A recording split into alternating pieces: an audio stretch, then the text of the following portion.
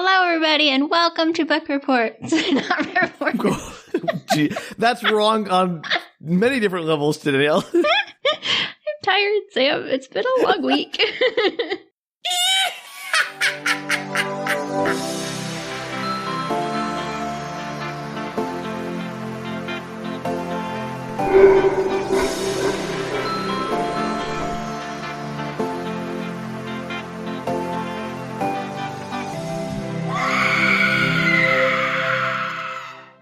Hello, everybody, and welcome to Spook Retorts. It's the last one. It would be November. It's okay. The last one. It's because we had to finish up our run. As long as you want it to be. That's true. And there's still holidays that are spooky in the beginning of November. I mean, most of them are. Like family, spookiest thing of all. It's true. You're getting prepared for Thanksgiving. You're starting to stretch your stomach out.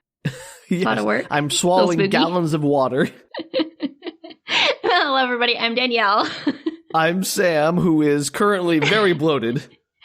And this is the podcast where one of us explains a weird piece of media to the other who has no experience with it. Today, I'm that person who's going to be spookified by Danielle's spookification. That was the best you had. You had a whole week to come up with something. I had like 3 seconds. If you think I think about this before the moment it comes up, then you are grossly mistaken. All right, before we begin this shindig, Sam, I need you to do a favor for me. Is this to recap Happy Death Day? It might be. Yeah, I figured this was going to happen. Because you're never going to believe the plot of Happy Death Day to you. Oh, I bet I'm not. So, you want me to recap Happy Death Day, which we did all of 2 weeks ago for your first Spook Retorts entry. Yes, please. There's a woman. Her name is Tree, and I do not like that name. Yes, you made that abundantly clear. I mean, I have nothing against Tree as a name. I think it's a terrible nickname for Teresa. I think that was her name. I mean, I'm not sure it was ever said. That might have just been from something I read. Like, it feels like a cruel nickname kids come up with to make fun of you. Like, when they're little and don't actually know swears or anything actually mean. And I just sort of stuck with her, and now she has this, like, cruel nickname legacy. Maybe she took it in on herself and made it her own. Owned it? Yeah. She did not seem to be that, like, self-confident. She seemed to be pretty messed up in a lot of ways, so I don't know. Yes, it's true. I mean, otherwise she wouldn't have an arc. Right. So anyway, she wakes up in a strange boys' dorm room after a night of blackout drinking. She books it out of there real quick, passes a bunch of suspiciously obvious timed cues, a frat boy passing out after singing bottles of beer on the wall for 26 hours, suspiciously timed sprinklers that only hit one couple in a grassy area, and a car alarm. Yes, among other things. Yes, it was also a song that played on her cell phone. Danielle, do you want to tell us what that song is? It's your birthday, you don't have to answer the phone, or something. Yeah, something like that. Either way, you sang it many times. I'm going to leave out Fine Vagina Boy because that's really more your thing. But suffice to say, he was in that too. You should bring up Fine Vagina Boy. I think it's important to bring up Fine Vagina Boy. I think he's irrelevant to the plot, even though he's very entertaining. But that's a treat for the listeners. No, I really think you should, Sam. Oh, is he going to be very relevant to Happy Death Day too? Maybe, but you should definitely bring him up. Okay. The mysterious boy's roommate is a boy who bursts in and constantly asks him while she is still there and waking up, "Did you get that fine vagina last night?" I think, or something like that. That sounds about right. Thank you for humoring me. You're welcome. I'm dreading this next installment of the Happy Death Day franchise. Anyway, point is, Tree makes her way to her sorority house. She's kind of a jerk to everyone around her. A jerk to Danielle, the house matron, the head sorority person. I don't know what the ranks are. To be fair, Danielle isn't really nice either, so. No, they have a catty relationship. Absolutely. Her roommate attempts to give her a cupcake, which is suspicious because sorority girls in this house apparently are not allowed to eat carbs. And then she throws it in the trash. I was going to fast forward through a lot of the nonsense that happens. And she gets murdered. She's walking to a party that night and she gets stabified. There's a magic music box that plays Happy Birthday. It's all very Scream. And she wakes up the next day in the same boy's room. And she's in a time loop. Who did she get murdered by, Sam? The person, well, we don't know who. Not who, yet. But what does it look like? It's the creepy baby face mask that's a mascot of this amazingly fictional college, which for some reason has a baby as their mascot because that's intimidating. Maybe they're hoping that, like, the other teams in their sporting events will take pity on them. Like, we can't fight a baby. That would be mean. We'll let them win. Yeah, absolutely. And you can just hit the major plot points. You don't have to, like, go through all the recaps of the recaps of the recaps of the recaps. The point is, she gets murderified. She's also not a very good person. She's avoiding her father on her birthday, which it happens to be. She's sleeping with one of her professors, who's also a doctor, Dr. Professor Cheater. No, Professor Dr. Cheater. Which other way? Who works at a local hospital. And so she's repeating the same day. She keeps, making small adjustments and then getting murdered again. She's trying to figure out who her killer is. The guy whose bedroom she keeps waking up in is trying to help her. He's remarkably okay with the whole scenario. Like, he was like, oh, time loop? I'm on board. Let's figure this out. Skip to the end. There is a pretty blatant red herring with a serial killer named Toombs, John Toombs. Who is in the hospital and is set to be the killer, but that's way too obvious, and no one buys that for a second. Suffice to say, the actual killer is her roommate. Do you remember her roommate's name? Yeah, good job. Look at you remembering all the names. Her roommate, Lori, who was mad at her because she was sleeping with Professor Dr. Cheater, and that's what Lori wanted to do. And so in the end, they have a little cat fight in the dorm room, and she kicks Lori out the window, and Lori dies. But again, this was at the start of a time loop, and so I believe firmly that Tree is now in prison for the murder, or at least manslaughter, of Lori. Right, and Toombs also dies earlier in a hospital thing. Sure. Fight. I mean, yeah, he gets shot. It's important to know. Wait, does he die in this loop, too? I don't think he died in this loop. No, he dies. I think they're both dead. Really? I'm very curious, because the first thing she does after she wakes up on the last day of the loop is go to the sorority house and fight Lori. Like, she doesn't go to the hospital and kill Toombs. Yeah, I'm going to be honest. I don't remember, Sam. Maybe he's just in jail. I don't know. She shot Toombs in one of the loops, but that was the one where she ate the cupcake and died because the cupcake was poisoned, and then she woke up the next day, and that's when she knew it was Lori. So at least the way you told it to me. I've not seen the movie, so I'm being clear. That's true. He might just be in jail. Maybe he just never escaped because Lori wasn't ever allowed to go to the hospital, and now he's in jail. That's entirely possible. Or whatever. I'm not clear. Is Toombs relevant to this plot? You know the plot better than I do. You'll find out. Okay, well, anyway, that's Happy Death Day. It's a fun romp that the more you think about its time loop premise, the less it makes any sense. So that would say that was one of your main complaints, was it not, Sam? That you didn't understand how the time loop worked? Why it was happening? I mean, not necessarily why it was happening. Like, I get, like, time loops in, Groundhog Day, which was obviously the biggest inspiration for this movie. Like, they don't need necessarily an explanation, but I do want them to be internally consistent. Like, the way Lori, like, teleports around and the way things like, oh, Tree has injuries that carry over from loop to loop, but it doesn't really matter. They don't actually affect anything. Like, I just felt like they weren't thinking through the mechanics of their loop very well. Perfect. Well, I'm not sure that this movie's going to help you any on that, but it will give you some insight into why we're doing a time loop, Sam. Well, thank you. At least I'll get that answer. And I mean, sure, whatever. Let's. I can't wait to hear what the explanation is. All right. So, Happy Death Day to you, as in the number 2, the letter U, 2019 film starring all of the same actors, and it opens with the Universal Studios logo. You're doing the time travel thing where it goes back and forth, back and forth. No, there's like a laser that splits through the screen, and then it splits into 3 of the same exact Universal Studios logo, and then there's like a power surge blue. Oh gosh, it's gonna be a multiverse thing. Just like that was a big thing for a while. Where they're like, oh no, you're like jumping to different multiverses, and that's the time travel. All right, the clock tower bell rings. You may remember the notorious clock tower bell, Sam. I don't. I remember that she hung herself on the clock tower once, which was not great. That's great. I'm going to tell you that I actually wanted to do this movie, but it required so much backstory to the first one that I just started with the first one. I'm going to be honest, because this one's way crazier. That's fair. Although to be fair, the first one, pretty bonkers. This is worse, as you'll soon see. Oh, great. So the clock tower bell rings and cut to a guy sleeping in a car. Do you know who it is? Do you know who it is, Sam? Fine Vagina Kid? It's Fine Vagina. He got kicked out of his bedroom last night, as you may remember, because Tree was sleeping over. Oh, does he have a name? Can we stop calling him Fine Vagina Kid, please? Not yet. Oh, you're mean. A car passes playing La Bamba for its horn, and he startles awake. He grabs his neck. He's clearly uncomfortable. He's been sleeping there all night, and he exits the car and heads up the road. He's barked at by a small dog led by a little granny who chastises the dog, and a homeless man jumps out of the bushes asking if he has any change, and he declines. Thank you for setting up the time loop triggers, Danielle. Then he's almost run over by a skateboard. He makes his way across campus. The trombonist plays outside the dorms, and he gets yelled at to shut up. He enters the same dorm room from from the previous morning, Carter in his dorm room. And he looks Carter was her boyfriend for Tree, to be clear. And looks dejected upon seeing Tree and Carter making out on the bed. He's like, I don't have to sit in my car again. Also, they're being very rude. Tree now has a room to herself since she murdered her roommate, so they should be at her place doing all the nookie. 100% agree. However, it's only just the next day, so there's that. Also, they're really over the trauma of her murdering her roommate/friend. Real quick. Yeah.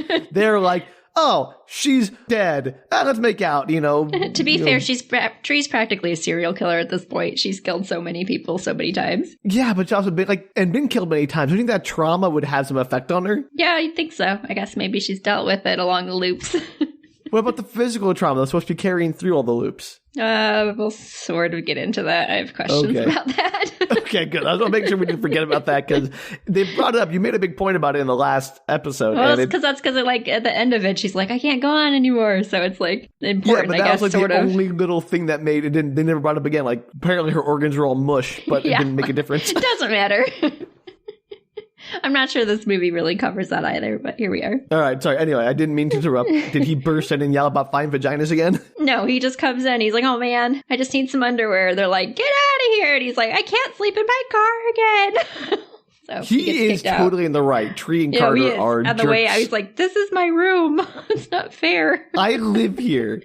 You didn't put a sock on the doorknob. Like, come on. Actually, there is a sign on the door because I have a whiteboard and it says occupied or something like that. Well, either way, you can't just unilaterally evict somebody from their home when you want to get some... For multiple days now. Yeah, if you want to have a hookup, you say to your roommate, hey, can you do me a favor? And they agree, fine, that's cool. That's what you do for your roommate. But oh yeah, you're no longer ever allowed back in your room because I'm going to be using it continuously to be making out with this person 24/7. Exactly. That's not okay. It's not okay. Agreed. Also, when they get tired, that's a lot of nookie. Well, yeah, but it's only been one day, remember, at least for Carter. I mean, a whole day is still a lot. I don't know. Well, she was sleeping for part of that. They just woken up. This is the morning. Man, they went right at it immediately. So as he's leaving, Fine Vagina's phone goes off, and it's Samar, it says on the little caller ID. And the little phone thing, what is it called? The ringtone says, oh my God, answer me, Ryan. So apparently his name is Ryan. You're welcome. All right, well, I'm glad we learned the word ringtone and his name, Ryan, both at the same time. I couldn't remember. It wasn't coming to my brain fast enough. So he answers the phone. Samar tells him to get his butt over to the lab, which is apparently the science and engineering department lab, the quantum mechanics, to be specific. Oh, no. They're going to try to bring quantum mechanics into this? So good, Sam.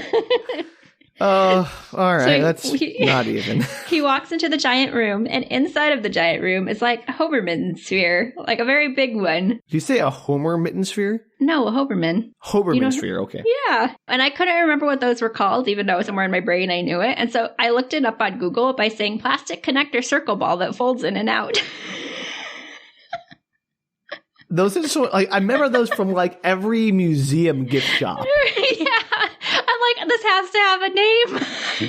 And surprisingly, Google, you were so good. The first thing up was the Hoberman sphere. I guarantee you are not the first person to ask that question. Yeah, no, but I immediately brought up the Hoberman sphere. I was so proud of Google.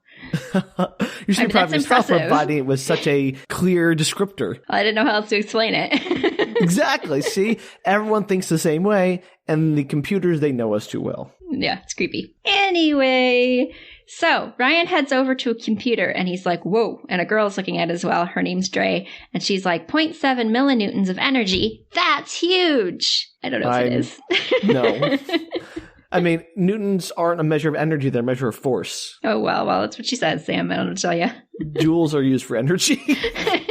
And it happened yesterday at 12:01 a.m., and they have no idea what set the device off. It's like it went off on its own. Mysterious. What, the Hoberman sphere, started, it somehow collapsed and expanded on its own without a child playing with it. Yeah, it lit up blue, and it, I don't know, does whatever a Hoberman sphere does.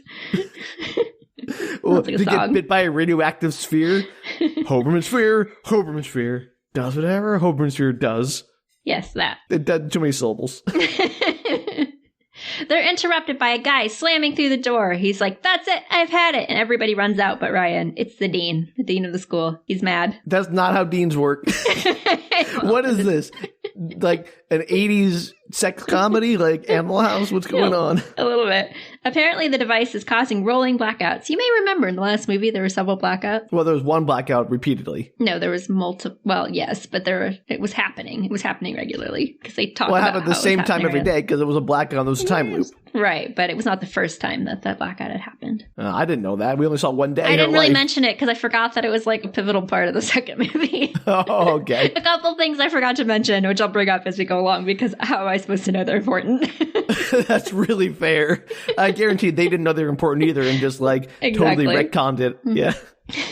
So apparently the device is causing rolling blackouts, electrical issues across campus. And Ryan is like, you can't do anything about it. It's my thesis project. And the dean is like, it's a failure. And since there's been no results, you can't keep working on it. Only things that make money can be continued. It's essentially the conversation. Couple of things. One, the dean can very much shut down a research project, regardless of whose thesis project it is.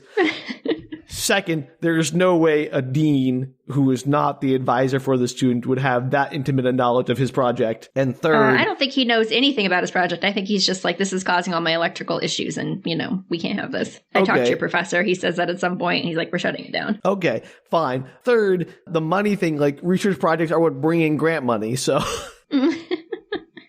Well, apparently this is giving him no money, Sam. He's shutting it down. All right. I mean, what do I know about higher education? Absolutely nothing. Nope. This movie... Not like you spent your life in it or anything. No, this movie certainly knows more than I do. We should do more things in our field, Sam. Then we can complain more. Yeah, that'd be really convenient if we could do that. Well, next time, Danielle. Next time. I'll try and bring in more college things. Security is apparently coming by at 6 p.m. to collect the energy-sucking doohickey, quote-unquote. Boy, there's so many ways that was not how that works, but you don't just throw away a multi-million-dollar piece of equipment. You might disconnect it, but you... apparently disconnecting is just unplugging it, so, there's that. Yeah, all right. Let's move on, because I just have to deal with this. I can't sit here and nitpick how wrong this is about how you handle not only higher education, but also scientific equipment.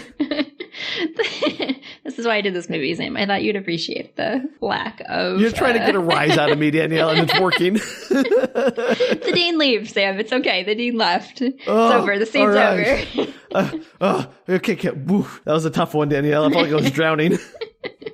Ryan sits down on the couch. He's all upset about it, and his phone buzzes, and it's a text. And it's a picture of him sitting on the couch. Creepy. From a number he doesn't recognize. The girl who was just there, talking to him. She texts him, hey, he looks sad. No, there was Samar was there, and Dre was there. So there were two people there. Yeah, but they're gone now? They're gone, because as soon as the dean came in, one was like, I'm going to go get a churro. And the other one's like, I've got something else to do. Bye. They leave. Oh, that's true. A churro is a worthy excuse pretty much for anything. Yeah. So he looks around, but he doesn't see anyone, and he starts to walk down the very empty, slightly dark hallway of this university. And why is everything so dark in this universe? The hospital had no staff, and it was always dark.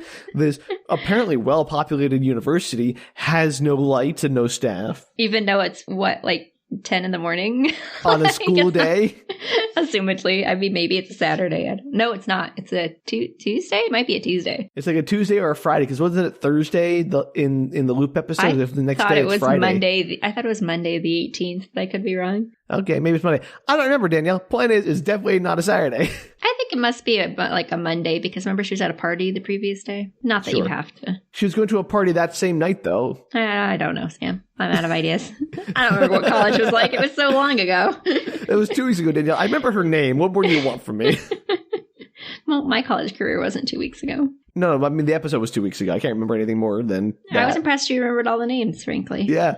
I was too, given that I did not think about this movie once between when we finished recording it and now.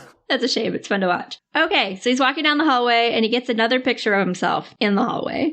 And he hears a noise and he walks into the chem lab for reasons. Again, I think he hears a noise. You hear a noise once you get into the chem lab. I don't know if he heard the noise before he went into the chem lab. So he's just in the general sciences building that happens to have the physics lab next to the chemistry labs. Yes, the quantum, whatever. Yes. Great, perfect. Brilliant design. Architecture is on point. It's not like those labs have different requirements or anything.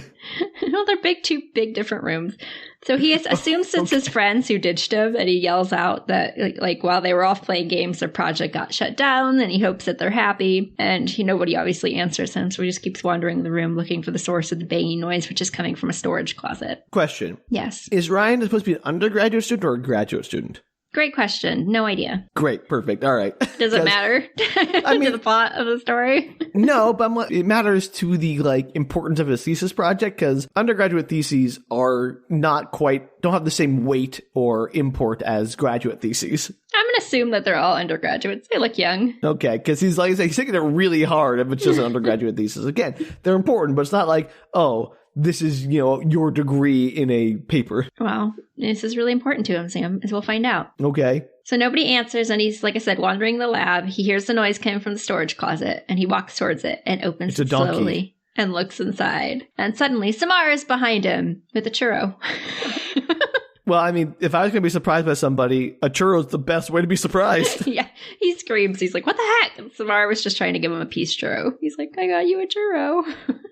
Aw, I ran away when the deed came in, but here's a churro as a peace offering. And suddenly, creepy baby face is behind him in the closet, and a knife appears, and Ryan screams as it's plunged into him. And he awakens in the car, gasping and searching for his body for wounds. So this is why you don't have a creepy baby face mascot, because it's just going to inspire people to be serial killers. Absolutely. And the La Bamba car passes him, and he frowns in confusion. Yeah, here we go. Loop starts over. Wash, rinse, repeat. I'm not going to go through it all from the previous morning. He enters his dorm. No, every element. The person jumping out of the bushes. It's not really that relevant, I swear. It sounds like it'd be relevant. It's not. I need you to build the environment, build the atmosphere here. I don't have time for that, Sam. My notes are very long. Oh dear. So he enters his dorm room, and when Carter tries to throw him out, he's like, no, wait, I'm tripping right now. I'm having a serious case of deja vu. And Tree jumps out of bed, and she glances over at Connor with big eyes. And Ryan's phone rings. Oh my God, answer me, Ryan.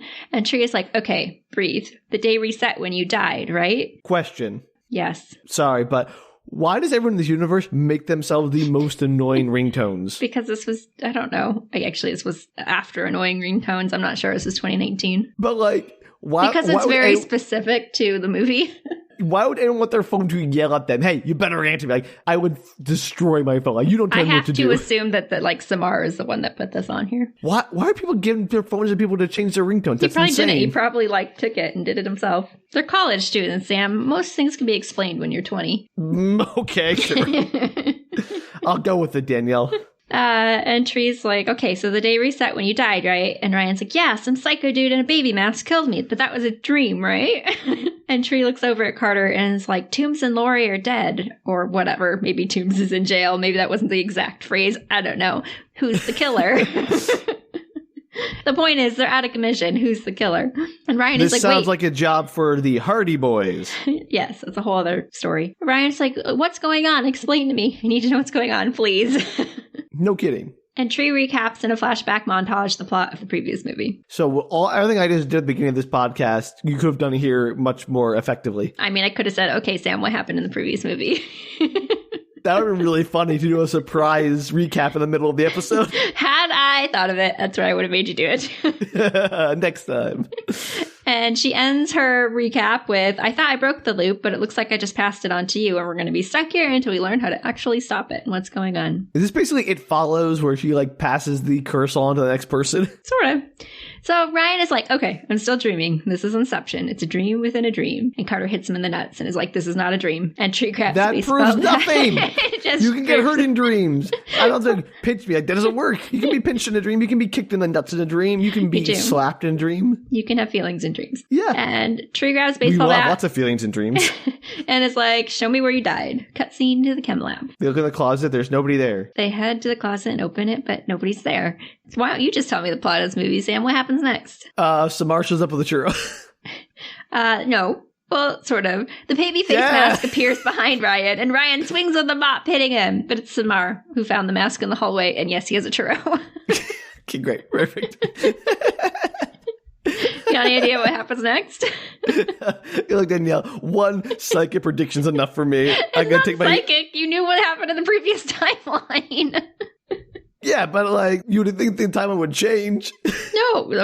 It's the same. Does the dean show up and be like, I'm pulling your funding, kid? Yes, that's exactly what happens. And Tree is like, wait, what project?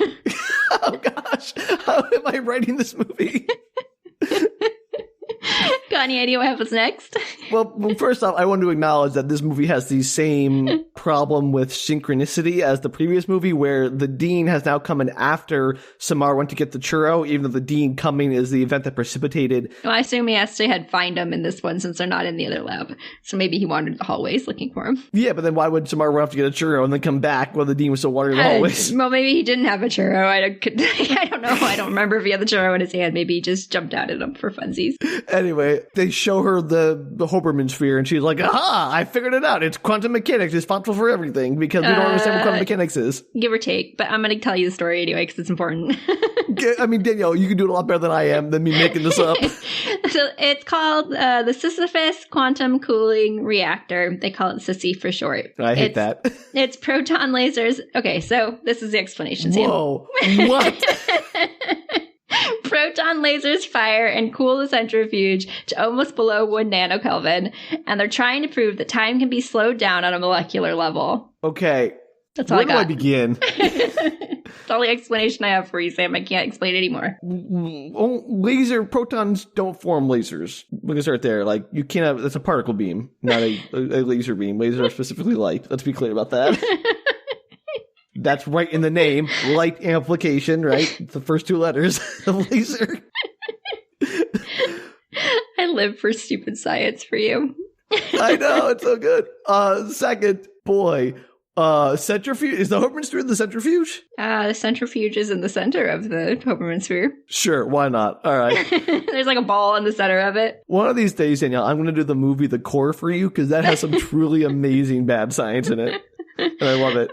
All right. Well, all this is happening, but it hasn't worked yet. But surprisingly, has not worked yet. So they're trying to slow down time on the molecular level using proton lasers and a centrifuge. And I mean, laser cooling is a thing, so I guess points for that.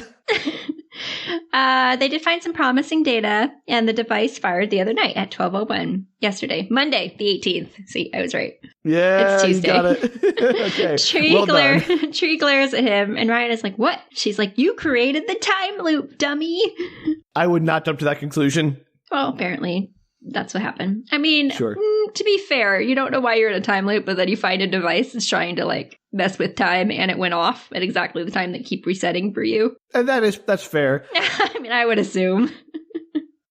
Got to a meeting of all the characters. They're discussing the potential of a time loop and what to do. Tree is like, it's super fun. You're going to die again and again and again. And Tree tells them they have to figure out how to stop it from happening again. And he's like, well, we don't know how it fired on its own. It shouldn't have been able to in the first place. 2 things. Yes. 1, why is Tree assuming that he's going to have the same fanatical and creative killer that she had, that was able to improvise in just amazing and impossible ways to keep killing her, even though she like kept dodging the kills? I don't think they know much now, except that obviously he died and got reset. So clearly there's some kind of killer after him. Yeah, but that doesn't mean like, okay, my killer managed to like rig up an amazing magic music box after they missed their first opportunity. Maybe yours is going to give up after the first attempt doesn't work. Yeah, maybe. I assume that the killer didn't know they were in a time loop either. Yeah, of course. In the previous movie, yeah. I had a second point, but I forgot it was. So let's move on. So she says, on the plus side, you'll just keep coming back. I died 11 times. And Ryan is like, no way. I don't want to do that. That hurts. Like, we need to come up with a better solution than dying over and over. Yes. Also, that movie only had 11 loops total. That's what I thought, too. I was like, this seemed like it was forever, man. So there were like 40 loops because they had like a whole montage. Yeah, it was crazy. I would love to go back and actually count the number of times. I wonder if that's true. It might very well be correct, which would be crazy. Well done movie if that's true. Carter's like, listen, we just need to wait it out in the safest place. Like, if we can just not, which is what you think they would have done in the first place, as we discussed in the previous movie, is like, find a place to wait it out. Which apparently his idea for a safe place is a basketball game surrounded by tons of people and babies. People in masks. Okay. Terrible idea. Is there an assumption that the magic quantum Hoberman sphere is creating the serial killers that are killing these people? Like, it seems very coincidental that 2 different people are being targeted by babyface killers that happens to put them in a time loop at the, 1 day apart. Sam, we'll find out later on Sorry. Happy Death Day to you. To me? To you. Oh, thank you. Yes, you're welcome. Anytime. So her dad's, they're at the basketball game. Her dad sends her a picture of her mom that he found, and Tree looks sad while she's looking at it. As you remember, her mom passed away. I'm not sure if that was said in the recap. It was not, because it was important to the movie anyway. Okay, well, it's important. And her mom had passed away. And Tree looks sad as she's looking at the picture, and a reminder that her mom had the same birthday as she did, which is why she was having such a hard time with her birthday on the previous movie. She had passed away just a few years prior. And Tree looks at it, and she tells Carter that she thought she was stuck in the time loop for some cosmic reason, like to confront her mom's death or something like that. And instead it just ends up that it's some fluke of science. And Carter points out that he doesn't think it makes it mean any less, like that she was able to, work through stuff just because of that. Not, it doesn't matter if it was because of science. External helping you work through your trauma doesn't mean your breakthrough is any less meaningful. Exactly. And as they're talking about that, the fire alarm goes off and everyone has to evacuate down creepy hallways. I don't know why the hallways are so creepy. This is insane. Why is this school operating? Where do they have the budget for magic quantum laser sphere? I don't know, but there are babies everywhere in these hallways. But not light bulbs. Yeah, there's lights. It reminds me of like the hallways that the people who are playing the games come through. When you always see like the football teams coming through. Oh, yeah, the tunnels that they enter through. Yeah, they kind of look more tunnel-y, but I don't know why all the people who are at the game would be exiting through there. You think they'd just be going through, like, doors? Doors. They exist for a reason. Well, it seems weird to me. I don't recall having to go through long hallways to ever get to a game of any kind. Yeah, no kidding. But anyway, there are babies everywhere, and Ryan gets separated from their group because they're terrible friends. And he sees the black-hooded baby turn to look at him from, like, they're in front. There's, like, people everywhere, and one of the babies turns around and stares straight at him, and he's like, oh God, and he starts to run, and they're obviously heading upstream like little salmon trying to spawn. Thank you, Danielle. I'm just giving you a visual. Yeah. And Ryan makes it back to the gym and runs through the no light hallways to a room full of sportswear and babies. Like, it's mannequins. Baby masks or like baby masks that are on mannequins. Like, there's mannequins with sportswear. Why is this baby school heads. a horror show? I don't know, but my next line is, this college is a horror show. Excellent, Danielle. We're on the same page. That's when I wrote my notes. I was like, what the heck? This dean must be Jigsaw, because there's no other explanation for why this school is set up in such an insane way. Yeah, it's wild. And of course, creepy Babyface jumps out of the babies and tries to stab him. But Tree appears from behind, smacking him with the trophy. And Babyface falls to the ground, knocked out. No, knocked out. Kill him quick before he recovers. Well, they want to see who it is first, so they reach down to pull the mask off. Any ideas? Old Man Jenkins. Yes, who owns a haunted amusement park. Could have gotten away from it if it wasn't for the pesky kids. No. Those pesky time-looping kids. Any other ideas? Samar. No, it's Ryan. Ryan's looking at Ryan, Sam. Ugh, it's so stupid. Plot twist. That's it. Well, you didn't expect it. You didn't say Ryan, now did you? I mean, you got me there. Sure, it's a twist. Let's go. Good job, Shyamalan. Let's move on. So they tie Ryan up, Ryan 2, and they go back to the lab. Ryan 2 awakens and is like, oh, this isn't good, and explains that he was trying to close the time loop, but got knocked into another parallel time loop, and they're all in very serious danger. Dun, dun, dun! So the only way to reset the loops is through murder. Yeah, the longer they exist in the same dimension, the worse things will get. It's the butterfly effect. So they have to kill Ryan... Wait. Okay. I'm sorry.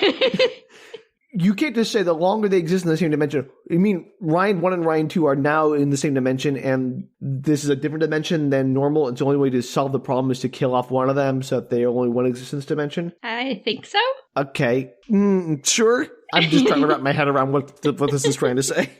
So Ryan 2 is like, you have to kill Ryan 1. And Ryan 1 is like, what? Me?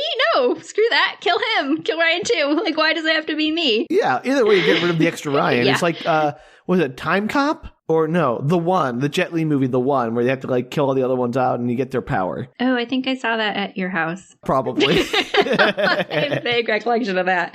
Ryan 2 is like, you're wasting your time, just kill him. And Ryan is like, no, I will kill him and I'll do it myself. And he goes over to the computer and starts up Sissy. why this is the solution. I don't know why you can't just stab him. He's tied up. This magic proton laser centrifuge cooler to kill the person sitting in the chair when I have a lot of perfectly serviceable blunt objects right at hand. So Ryan 2 is freaking out. He's like, don't start it up. And Ryan 1 is like, I designed this. I know what I'm doing. And Ryan 2 is like, no, you don't. You don't know what you're doing. And they're all trying to stop him. Like, they're like, yeah, this is a bad idea, Ryan. Don't do it. Why is he starting it up? What is the point of it? Like, I don't know. Just, because it's interesting. So meanwhile, the dean walks in to collect the device with security, apparently at 6 p.m. And he starts trying to hit them with a wrench. Like Ryan grabs a wrench and he's trying to like hit the security guards away. And then as the machine warms up and starts initializing, there's a countdown timer, Sam. Of course there's a countdown timer. There's a big red button that says abort. Yes. And then a force wave. Yeah. And then a force wave. Perfect. And then a force wave explodes outward as Ryan 2 escapes and tries to hit it with a chair. And then they all float in slow motion to a lovely rendition of the flower duet. Aw, sounds lovely. It is. It's a good scene. I like when they do like weird music to action sequences. It's one of my favorite movie weird things. Tropes. Yeah. You know, look, I don't know if this movie is going to be any better than the first one. I think it's great. I mean, it sounds like it's falling into the rabbit hole of trying to over-explain itself and thereby making less sense. Yes, it's fabulous. These are such a good duet of movies, I'm going to tell you right now. All right. One is like a fun little horror romp, and the other one is like a weird sci-fi horror romp. Sci-fi horror romp, yeah. It's great. Highly recommend. Double feature. Cut to black as the power goes out. The bell tolls. Tree wakes up in bed and looks startled, like in the dorm bed. Is she in the loop now? And Carter's like, oh, hey, I didn't know if you wanted to sleep in or not. And her phone goes off. It's my birthday. I don't gotta pick up the phone. It's my birthday.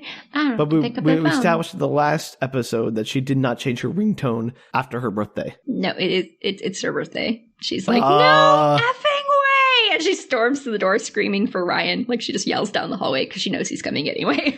Yeah. And he walks in looking deeply concerned. And she's like, how could you do this to me? I just got out and you sent me back. And they're all very confused. And she is freaking out, understandably. I mean, I would be very angry at Ryan because there was no reason for you to activate the dang thing in the first place. Exactly. Finally, she screams into a pillow and does her little like calm down zen and is like, okay, I'm okay. You're going to fix this. Now, we're going to your lab, we're going to turn on Sissy, and we're going to figure out how to fix this. Why turn on Sissy again? Maybe turn off Sissy. Also, maybe get rid of Lori. Kill her again, because clearly you're still in danger. We're getting through this, Sam. You'll see. Ryan's like, wait, how do you know about Sissy? And she screams at them to get a move on it. She's like, everybody out, let's go! And storms through the quad outside the dorm, walking through all the previous movies' nonsense. So you've got all the stuff you described, the beer... $4.99 $99 bottles of beer on the wall. That song, man. The 4,999 bottles of beer on the wall for 26 hours. The sprinklers, everything's going off again. And she is like screaming at them. She's just angry. I would be pretty funny, livid. Actually. Yeah, no, that's totally fair. Like, she just looks at the guy who faints and screams in his face and walks off. Like, get up! And she finally makes it back to the dorm. And they're like, why are we here? And she's like, I have some business I need to take care of. Oh, okay. Good. I got you to forget about Lori. As she enters the dorm, Danielle doesn't approach her, which confuses her. Because as you remember, Danielle always like came up right as she walked in and was like, hey, where have you been? Use a condom, blah, blah, blah. And Danielle doesn't approach her, and it kind of like makes her pause and look back, and she's like, that's weird. And then she walks up to her room, and Lori is inside. And he's like, oh, you finally made it home, and says hi to Carter. And Tree kind of looks over at them because she's like, that's weird. You don't know Carter. Why would you be saying hi to him? Different universe. She doesn't want to kill her in this one. But she kind of ignores it, and she asks Lori where her poisoned cupcake is. And she goes, where's my cupcake? The one you poisoned. Like anybody's going to answer that. Like, oh, here it is. It's on this nice little cloche. Let me lift up the lid. Oh, here you go. Bon appetit. Lori obviously has no idea what she's talking about, and she doesn't know what Danielle put her up to, but she doesn't have time. She has a double at work, so she gets her stuff and she leaves the room. And Tree is like, something's wrong. This is not how it's supposed to happen. Cutscene to them at the cafeteria, and she's explaining the story to Ryan and Carter. I swear, if this happens to be like some kind of weird, like evil doppelganger or like body swap, where like Toombs' consciousness is going into Lori because of Sissy. Yeah. Where it's like, oh, he's the one who's actually doing the murdering and he's just inhabiting her because of Sissy. No, that's the third one. Oh, happy death Day 3D? Probably. I mean, what else would it be? Happy I'd watch Death that. Day Terrible 3s. No, it's Terrible 2s. Well, we'll figure it out. So she's explaining the story, and they're like, oh, this is like Back to the Future, which she hasn't heard of. Funny. And suddenly is like, wait, does this mean that there's two of me in this reality? Like in my reality? And Ryan's like, no, I doubt that. It's almost impossible to create a holographic universe. A holographic universe. That's what he calls it. Oh, great. Perfect. Okay, let's just move on past that there. Moriarty. He says she's probably stuck in a quantum cyclic dimension because the other you probably got knocked into a parallel dimension in the multiverse. And Tree is like, oh, good. Thanks for clearing that up. This is the most BS thing I've ever heard in my life. It is just techno babble out the butt. And Ryan's like, wait, you've never heard of the multiverse theory? And Tree is like, do I look like I know what a multiverse is? So now we're gonna really trite and cinematic explanation of what the multiverse theory is, aren't we? Yeah, I'm not gonna explain it. Basically, he folds a napkin up and does some explaining, and then that's A Wrinkle in Time when they do the Tesseract. So he folds basically about how she woke up on the same day, but in another dimension, hence the anomalies. And as they're talking, Danielle walks up to the table, and Tree is like, oh, no, I forgot about the house meeting, because you may remember that there was one that she periodically may or may not have gone to, with the girl who had the chocolate milk and the bad breakfast. She's like, oh, I forgot about the house meeting. But Danielle actually breezes past her and goes to Carter. And she goes, hey, babe, and they kiss as Carmina Burana or O Fortuna plays. And Tree stares in horror. But she just woke up in Carter's room. She did. We'll get to that, Sam. Okay. Sure. Go on. Oh, no.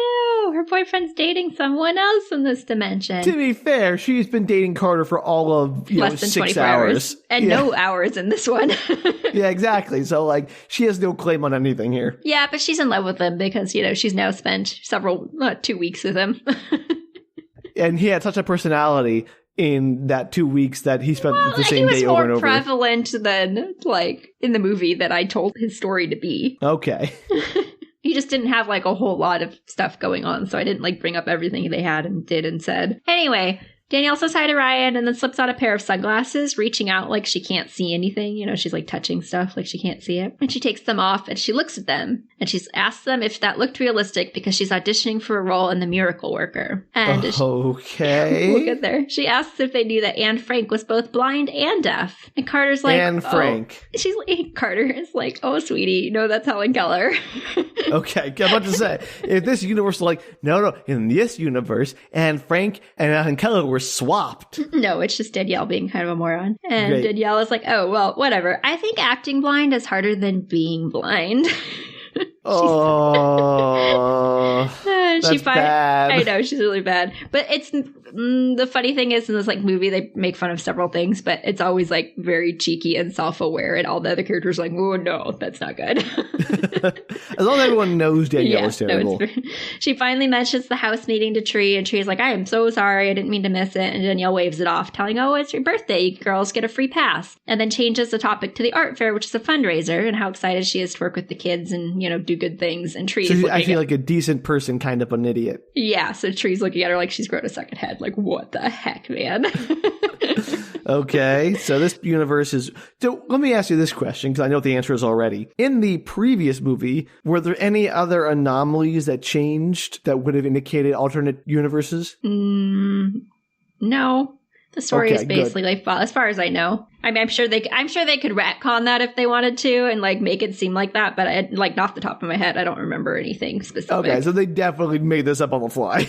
Probably. So Tree's phone rings. It's your birthday. You don't have to answer the phone. And it's Tree's dad. So she picks it up this time and is like, yeah, I'm on my way. I'm so sorry. I'll be there in just a little bit. And heads out, obviously, to the breakfast, lunch, whatever they were doing. It was lunch. Brunch. But not before she stops to whisper in Ryan's ear to meet her at the lab at 3 p.m. to figure out how to get out of the situation before it gets any worse. She's obviously very upset that her so-called boyfriend is dating her best friend / nemesis. Frenesis. There's only a word for a friend and an enemy. We'll figure it out someday. She makes it to lunch with her dad, and the server comes over to ask if they want to order. And the dad's like, oh, we're just waiting for one more person. So, it's her mom. Yes. Tree is confused, but as the server leaves, she sees her mom coming to the table, and she freaks out, obviously, running to her. And the mom's very confused. Honey, please, I just saw you the other day. Yeah, she's not like that. She's like, oh, that's nice, sweetie. I'm glad you're happy to see me. But, his hug gives her a big hug. Like, Tree gives her a big hug and is, like, crying. And I haven't seen you in years. She doesn't say it like that, but yeah. She tries to, hold it together enough. She's a good actress. Cut to Sissy. Everyone is gathered as Dre looks it over, fixing something on it. And she tells Ryan to try it again, and Ryan pushes a button, and the lights flicker, and the machine glows mysterious blue. It's charging, and he's yelling a countdown for dramatic effect. What? Okay, sure. Great. Perfect. Tree runs in screaming and slaps the giant red stop button. I'm so glad there's one there.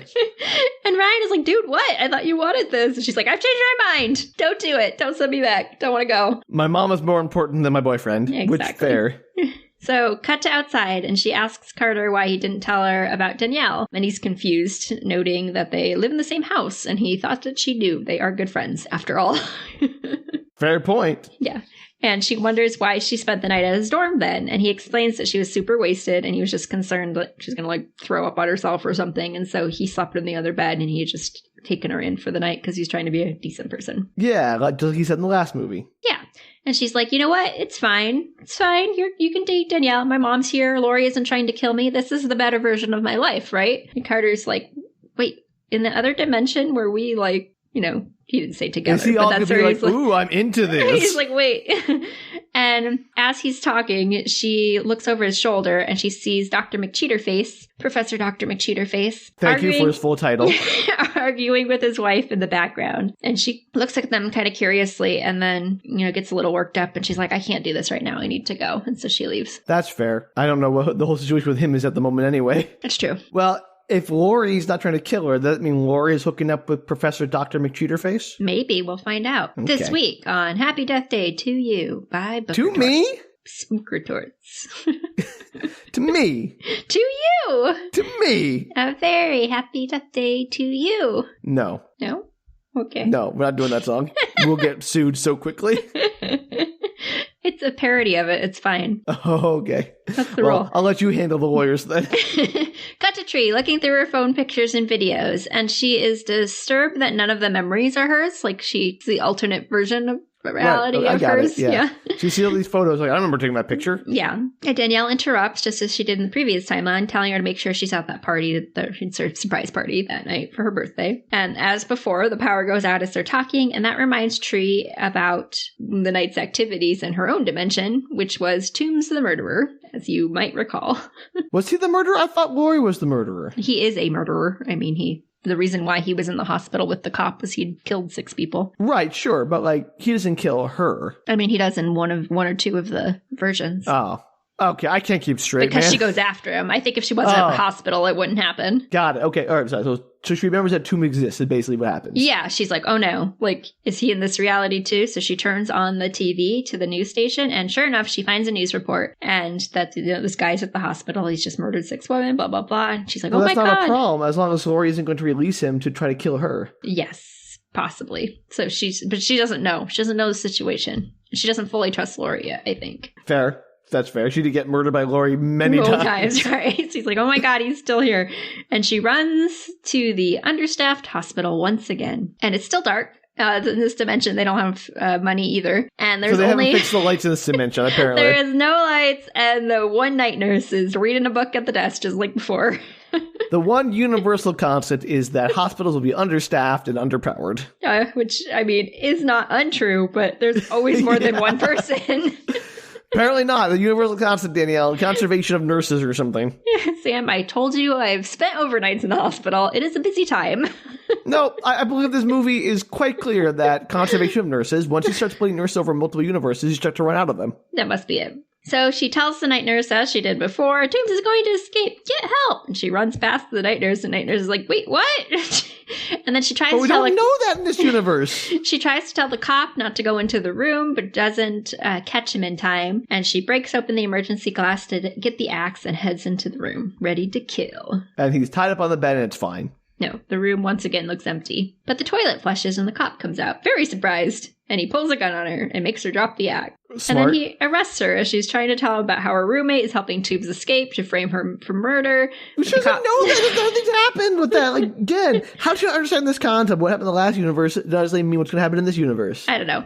Cop's not buying it. Doesn't matter. Her mother reappeared. She's still not grokking this? Well, I mean, he's still a murderer, but yeah, he may not be escaping or anything in this universe. Yeah. Why would Lori be helping him unless she was trying to use him to kill her, which is the whole point. Anyway, whatever. Well, she freaks out. I mean, you might too, I guess, if... I mean, it would be confusing. I'm not saying I would have I'd be the coolest cucumber if I was, universe jumping and I was being murdered constantly. I admit that would mess with me, but I'm not sure I'd go quite this far, but who knows? So he's like, no, that's not happening because he just got taken down to the OR. He can't be. He's in operation. He's under anesthesia and everything. Yeah, well, he should be at some point. He just got taken down. So as he's requesting, he's taking her up the hallway, he's requesting assistance, and creepy babyface then rushes him, stabbing the cop dead as Tree screams and runs off, still handcuffed. Perfect. Maybe the cop was time jumping too, and that was his doppelganger. Hilarious. That'd be funny. It'd be funny if everybody just had a double.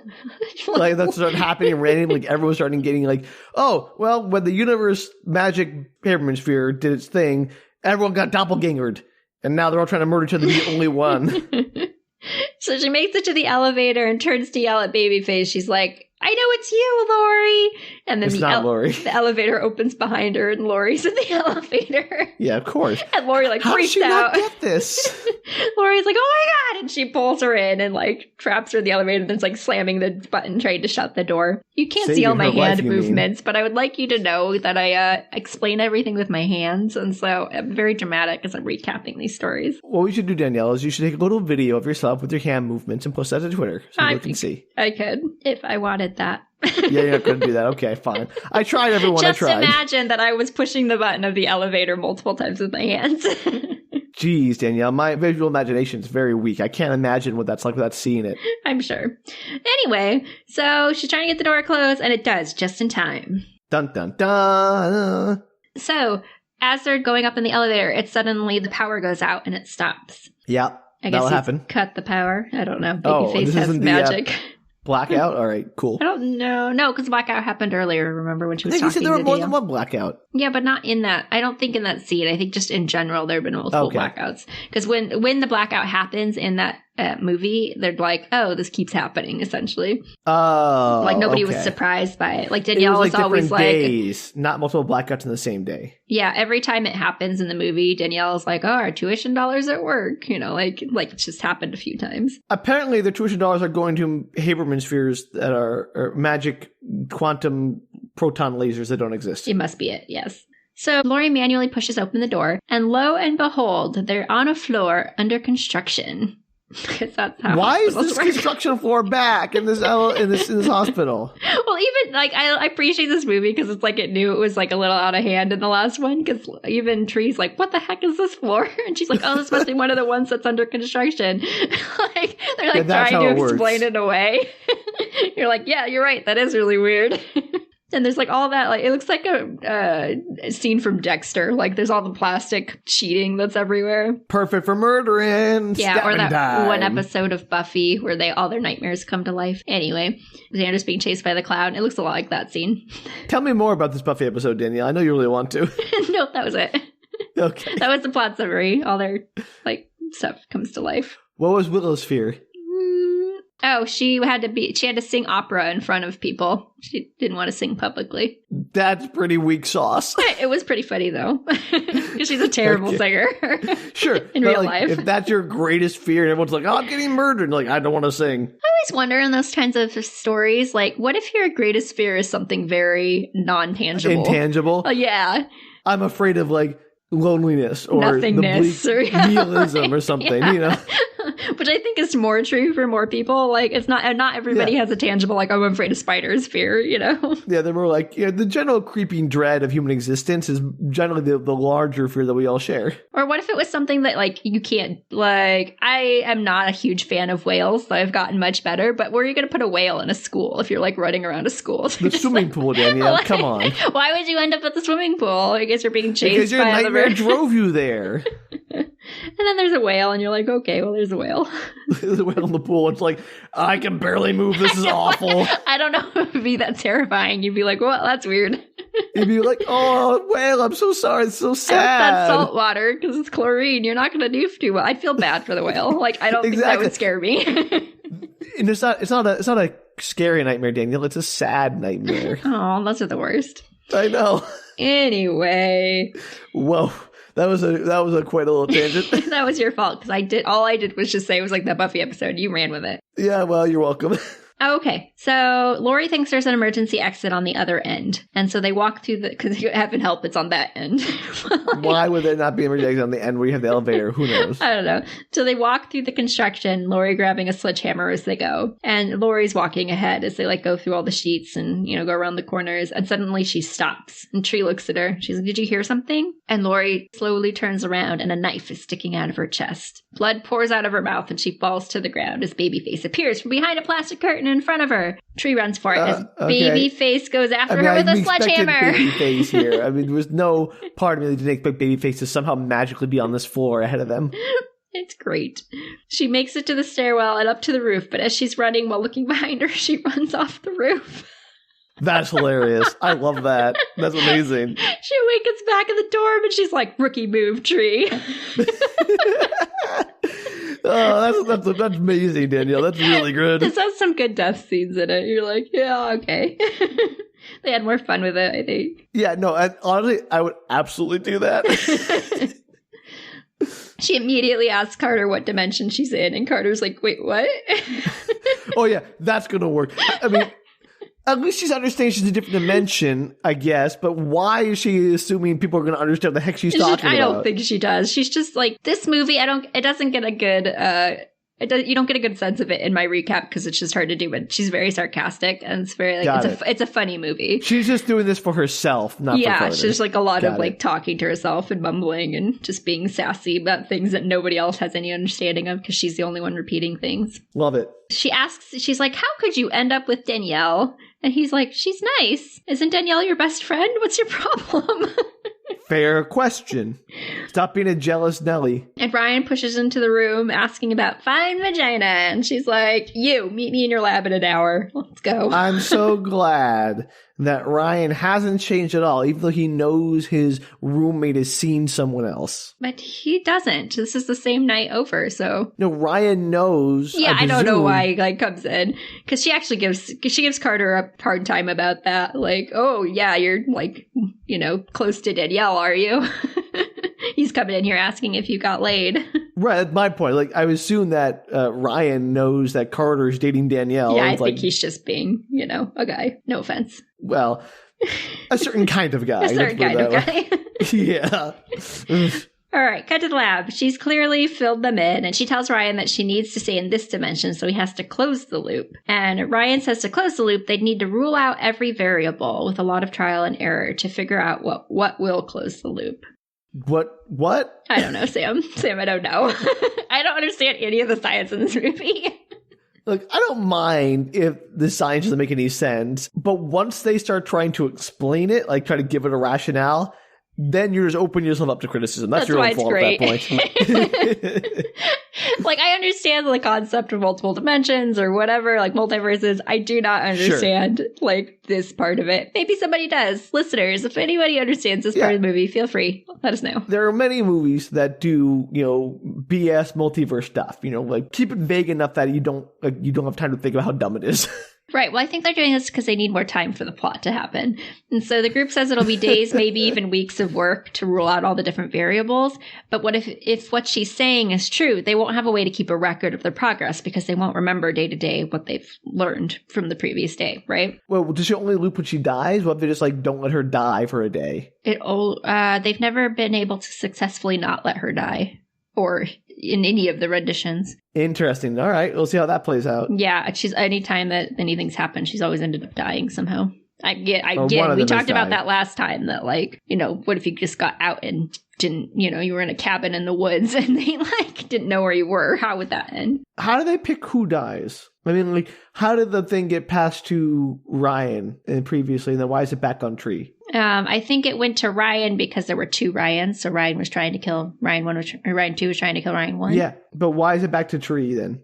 I don't know. Magic of the Hoberman sphere. Okay, great. There's something I thought there was something that might be missing here. Not to why the loop is happening to one person or the other. I think so, just because it's more interesting plot-wise. I don't know the answer to that, Sam. All right, fine. Let's move on.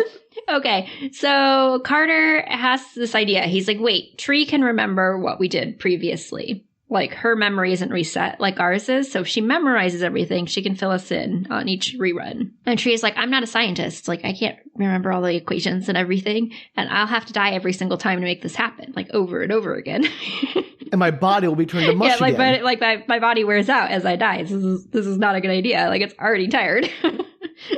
And Samara suggests killing herself if she hates the idea of being murdered by a babyface killer every single time. And Tree absolutely hates that idea. But Dre is like, well, it's better than being chased by the babyface killer. At least you have a way, like, you can choose how you die. Do we know that would actually solve the problem? If it would send her back into the loop? Well, if she kills herself as opposed to being killed. Well, she killed herself that one round. Remember where she hung herself? Oh, that's true. All right. So she knows that works. I stand corrected. Yeah. So montage to peppy music. Here we go. She's studying. Every time a movie needs a montage. Yeah, she's studying. She's watching Danielle and Carter jealously, killing herself in various vaguely comedic ways, like jumping out of a plane in a bikini and landing in front of Carter and Danielle magically, which is pretty funny, but unnecessary. Question. I assume when she dies, she's going to a different dimension each time? Maybe she wakes up in the same dimension. Oh, so this is the same dimension over and over, as far as you can tell. Then how did she jump dimensions? That last time? Yeah, like why did she... I'm so confused. I thought the whole point of the loop was she was resetting into a different dimension every time she died. No, she's resetting to this dimension every time she dies. Then why do we even have... Why are the dimensions a part of this? How is she jumping dimensions? So I don't know how she jumped dimensions originally, but she has to choose between the dimension she's in, which is the one where her mom's alive and Carter and Danielle are together and all of that, or going back to her other dimension. Those are her two choices. So the dimension thing is unrelated to the time loop thing. It's just another thing that's happening to her. Kind of. Okay. That was my confusion. I thought they were related somehow. That one was the cause of the other.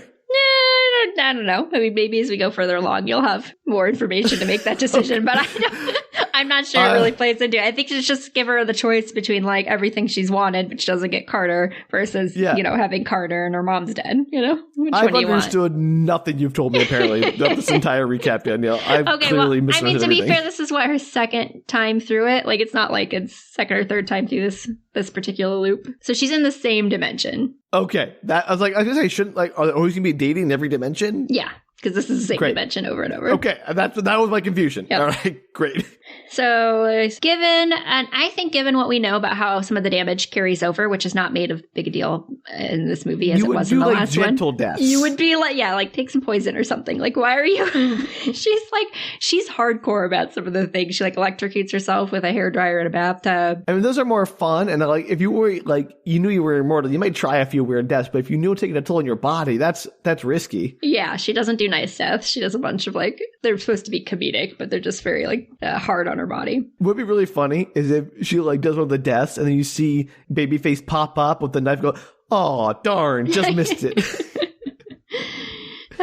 So she... In one of the renditions, she sees Lori and Dr. McCheaterface arguing, Professor Dr. McCheaterface arguing, and you also get some happy moments with her mom and dad where she's at the lunch, doing stuff with them. You think she's spending most of her time trying to figure out the loop stuff instead of, all this other superfluous stuff? She wants to spend time with her mom. I think there's only so much she can do because they're testing all these variables. What's she supposed to do about that? She's not a scientist. I mean, I have no idea. I think she's the biggest variable. They didn't want her there. Yeah. End montage after she jumps off the clock tower again. And she didn't hang herself this time, thankfully. She just jumped. Sure. And she wakes up and her stomach really hurts and she passes out. And she wakes up in the hospital as she did once before in the previous movie. And Professor Dr. McCheaterface is there as her doctor. But this time, not her lover. Maybe. She tells Professor McCheaterface that now he knows why she wasn't in his class. And he has no idea what she's talking about. And introduces himself. Who are you, mysterious woman?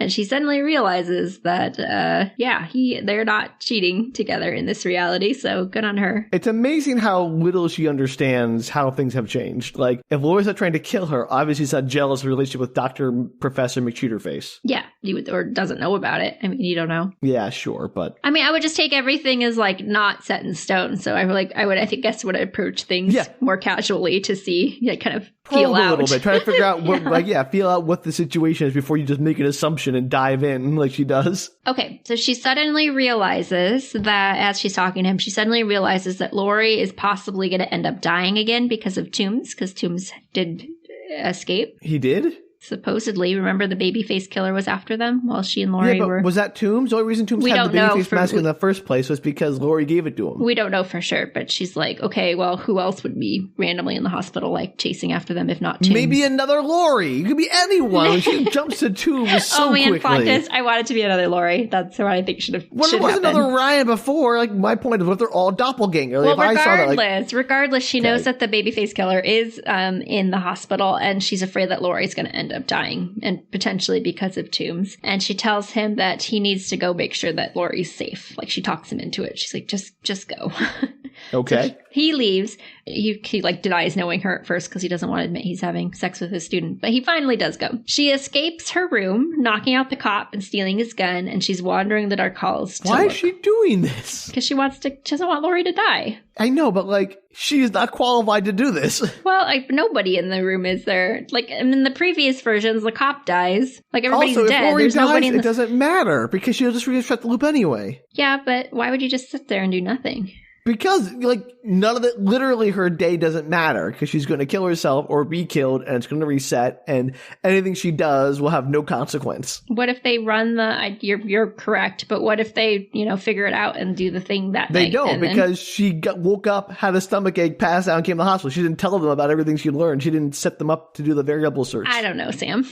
She hasn't, talked to Ryan and gone to the lab with Sissy and everything. She went from wake up to hospital. You're right. Maybe she's just trying to prevent Lori from having to die, even though it's not really dead. I'm just saying, if I was her, I'd be like, I'm taking this one easy. This is my day off. You're right. I agree. Okay. Anyway, that's not the point. The point is she goes after Toombs or whoever, the babyface killer. There's no consequences. It's hard to care. And I just feel like she's wandering the hospital. She has literally no idea where this guy is. And I don't feel like she would ever find him because hospitals are huge. And she knows he was taken down to the operating room. And so I'm just wondering if she's wandering all the halls. I know, she's just wandering the halls. But she does manage to find a line of blood drops on the floor. And she follows them to her room, slowly pulling back the curtain around the bed. And oh no, Lori's already dead on the floor. I don't care. She'll be back in a moment.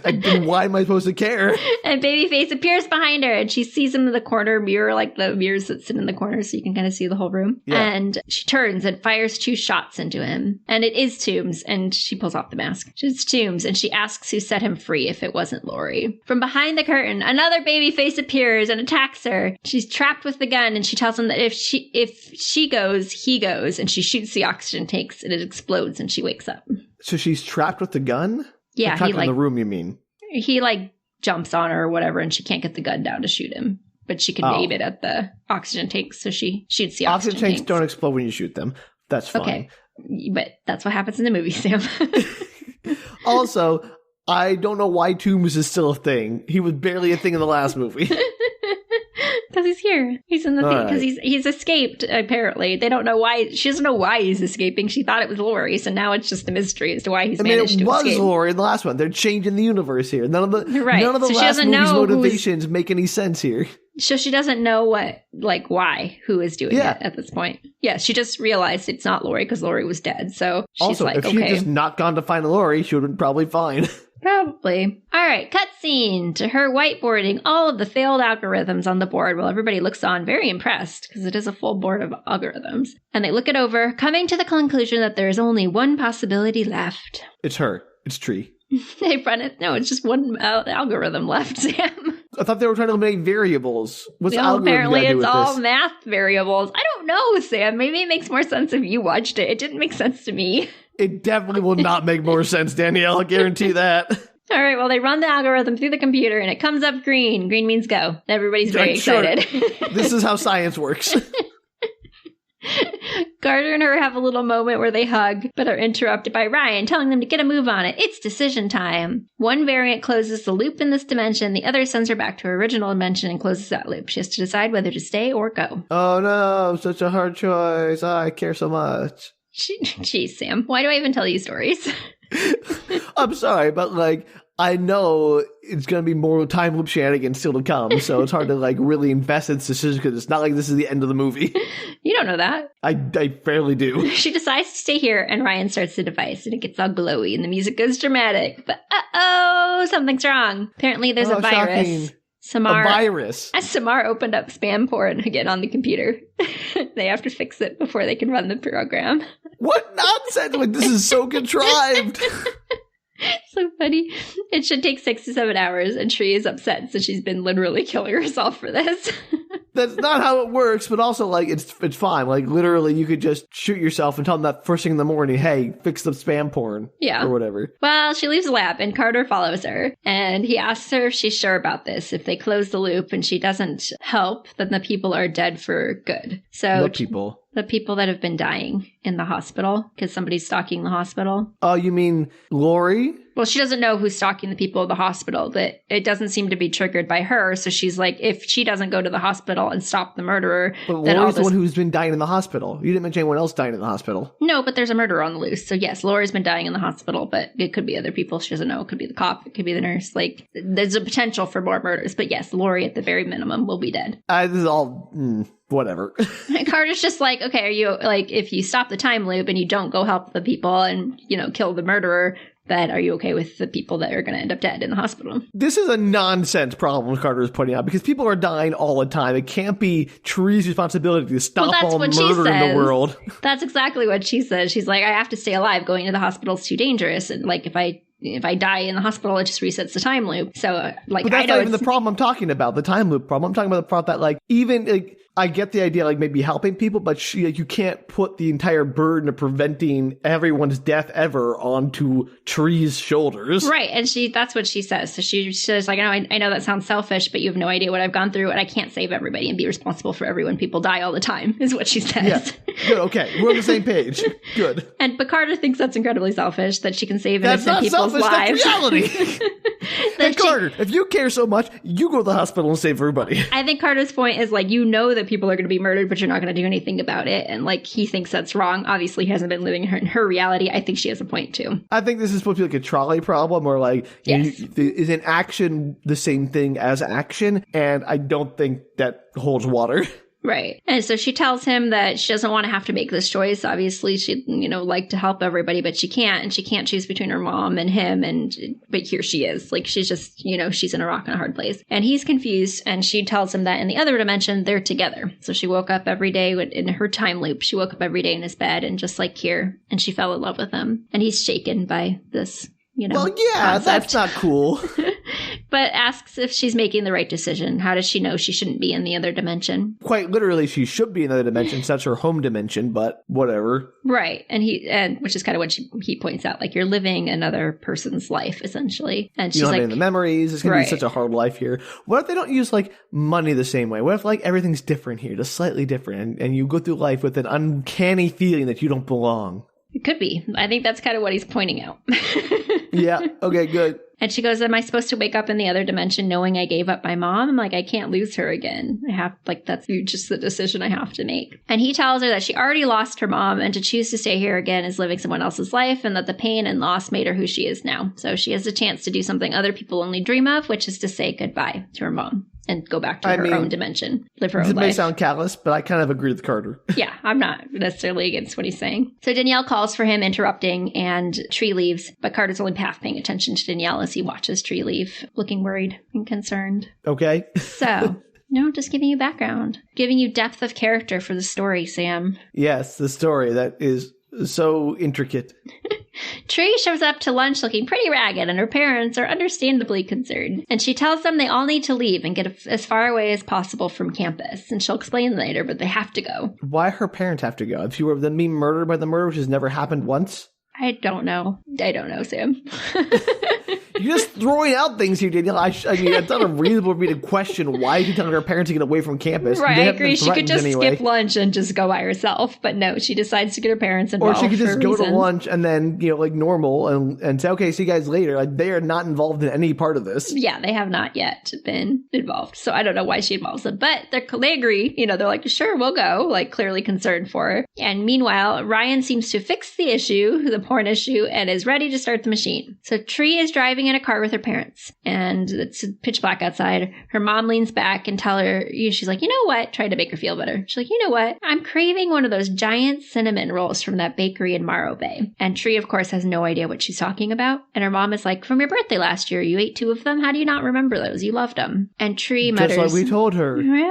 Tree mutters that it wasn't her. And she looks drearily out the window as her dad suggests they stop for the night and get a hotel room. Okay, does Tree need to be near the magic laser device to affect the time loop? Apparently not. Okay, why is she just leaving the scene? I think she's leaving so that she doesn't get murdered. Sure, all right. I think that's her thought process. I don't know why she involves her parents. Yeah, I don't even know why she's targeted. Yeah, so as she is driving, she looks out, like as she's just mournfully looking out the window, she sees a sign for the Bayfield Electrical Substation as they drive past, and then they make it to the hotel room. So Carter, meanwhile, is at the hospital. You told him to go, and he did, Sam. Thank you very much. Well, look, if he wants to be a big dang hero, he can be a big dang hero. No one's going to stop him. He's going to. He's at the hospital wandering in the dark halls looking nervous. That's a really good way to accomplish your goal. Go there unarmed, wander around aimlessly until you're stabbed. I don't know if he's unarmed. He might have something with him. He sees Lori and calls out for her, but she doesn't hear him, and he rushes after her. How's she not hear him? Because she's just about to round a corner. Like, he's way at the other end of the hall. Yeah, because corners block sound. I forgot. I don't know, Sam. It's dark. There's nobody there. She would totally hear him, but that's not the point. Darkness blocks sound, too. The point is he's rushing up the hall, and then creepy babyface appears behind him from a corner and starts to follow him. Perfect. Great. In the hotel room, Dad leaves to go get ice, and Tree's mom asks her if she's pregnant. And if not, is it a boy? And Tree's like, no, I'm not pregnant. And no, it's not a boy, but yes, it is definitely a boy. It's complicated.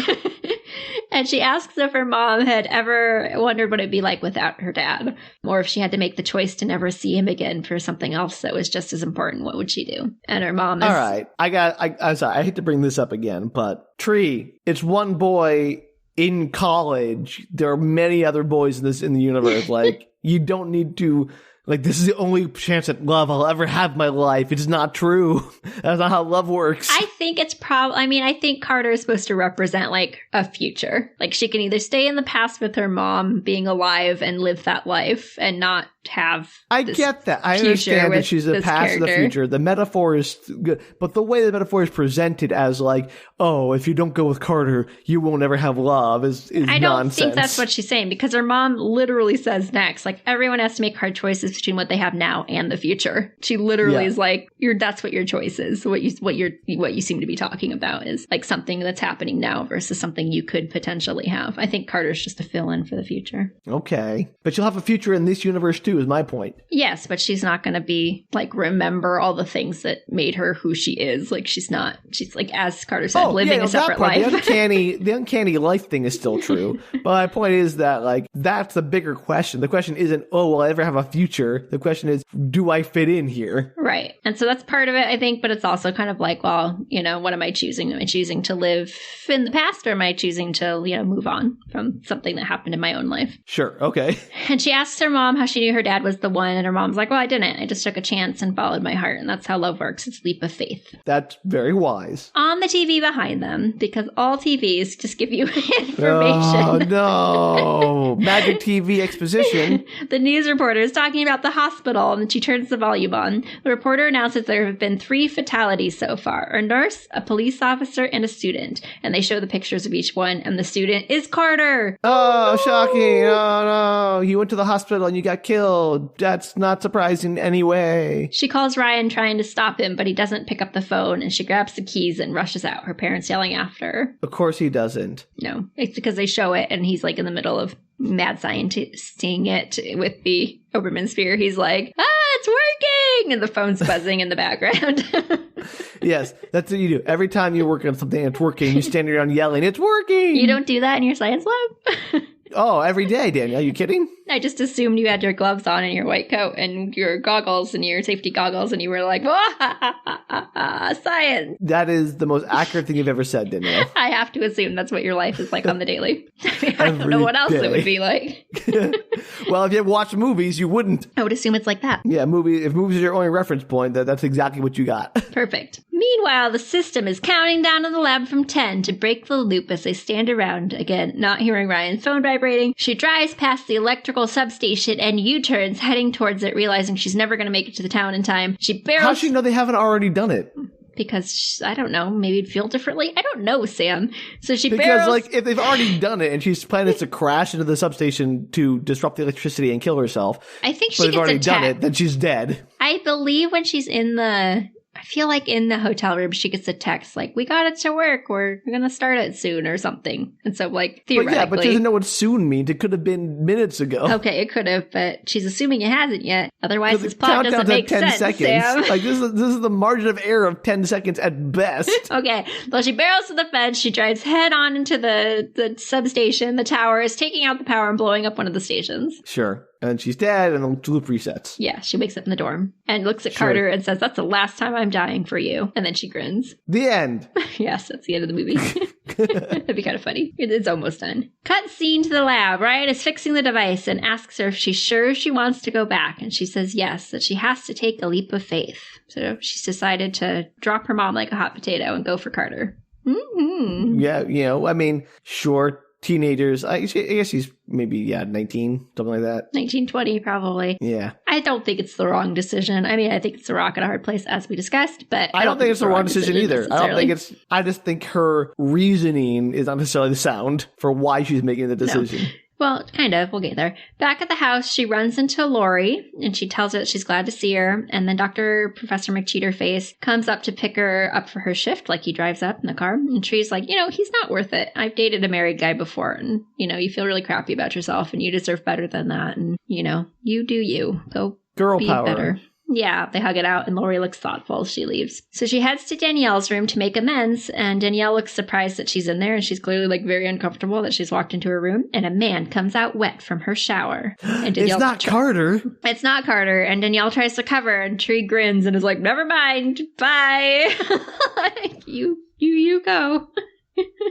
I mean, again, she's leaving this universe, none of this is her problem. Yeah. Well, she's trying to make amends with everything. I don't know if, when she leaves, does the other one replace her? How does it work, Sam? I mean, that's my point. If she is displacing Slave from this universe, she's literally murdering another version of herself to occupy this universe, which is unconscionable. Well, yeah, I don't know. I don't know if she leaves and then the other one appears, I would hope. I don't know how it works. I cannot explain it. My point is, whatever she's doing here is probably not helpful. It's much like I was saying about earlier when she was in the hospital. None of this matters. She is out of this universe, apparently, and she should not mess up someone else's universe. But I would try to leave everything on good terms as I leave. But that's not what you think are good terms, not the terms that your other person wants. I suppose. I tried not to murder anybody or be rude to anybody on the day that I was there. Sure, but I wouldn't go around actively trying to influence or change my relationships with people because I don't know how that might affect the next person, the other me this is nonsense, but the other me who would occupy my position when I leave. Anyway, Tree heads to lunch and asks to speak with her mom alone, and she tells her that she just wants her to know how much she loves her and that she hopes that she becomes half the woman she is. The mom's obviously a little confused, but tells her that she's the woman she is because she had Tree, and she knew when she saw her that it was the best kind of love, and that kind of love changes a person to be better, and Tree changed her for the better. So they hug it out, and her dad comes with a cake, and Tree gets a slow motion moment of memorizing her for her future. You can tell she's watching her mom to have it like a little keepsake in her pocket. Okay, I get it. Cut to the device. It's time! Exclamation point. Yay! So as the device charges and starts to glow, the Dean storms in, telling him they weren't supposed to work with the machine, and unplugs it, turning it off, and he carts it out of the office. The power's all flickering, too. Of course, the Dean just had to barge in. Oh, no! Carter's like, it's not a big deal, just die and reset it, and we'll do it again tomorrow. And she, again, is like, I get weaker every single time I die, and I'm not sure I can do this again. I'm kind of getting to the end of my rope here. Yeah, no kidding. So I would really like to just steal it back if we could do that. And after an inspirational speech from Ryan about how scientists solve problems, they decide to heist it. Boo! So it turns into a heist movie. For the last 4 minutes. 20 maybe. But they need a distraction to get the keys back from and back to the dean. Did you forget about the murderer who's out there murdering Lori at this very moment? Yeah, who cares, Sam? So, as you said, it doesn't matter.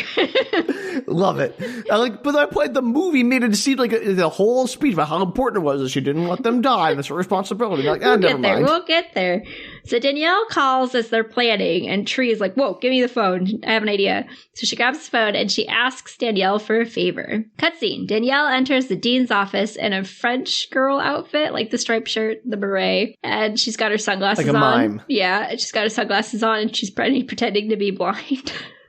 She's trying to be Helen Keller. A little bit. She convinces him that she's from the exchange program and is lost, and she knocks over all of his stuff, manages to grab the keys and tosses them off, creating havoc while they run off. That is, why is she blackmailing Danielle with her cheaty story to make her do that? I don't know if they told her everything that was going down, or if they were just like, it'd be a great opportunity to practice your craft, which sounds like something Danielle would buy.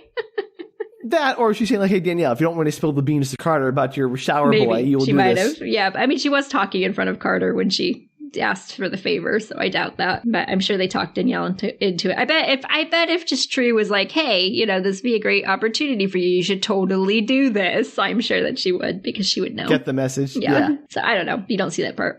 Anyway, it's like a comedy scene. She's in there. She gets like wrapped in the drapes. She's like falling over the couch, it's a whole pratfalls. Absolutely. As they, cuts between the scenes of them getting the sheet out of his office and down the hall to the lab and returning the keys. And so they have 3 hours. Now it's 9:00 at night. They have 3 hours to run the diagnostics and get it running. And apparently that's cutting it close. Isn't it her death that happened? Why is it midnight? Why are they so convinced she will die at midnight? Because that's when the machine went off originally. Remember 12:01? Yeah, but that's when it went off. That was yesterday that it went off. Yes, but they think that's when it's when it's resetting. I don't know, Sam. That's just, they have 3 hours until it resets magically. But what happens? We've never seen her reach midnight before because she gets murdered. I don't know. Maybe I'm just saying. I don't know. You think they would have tried to they would have see what happened, like if they just kept her in the lab or something. Right, because you tell us I have to memorize all these equations. Well, what if you just didn't die for a day and we could just keep working on it? I bet it's just like, what's his face in Groundhog Day? He probably just wakes up again in his bed, regardless of whether or not he falls asleep.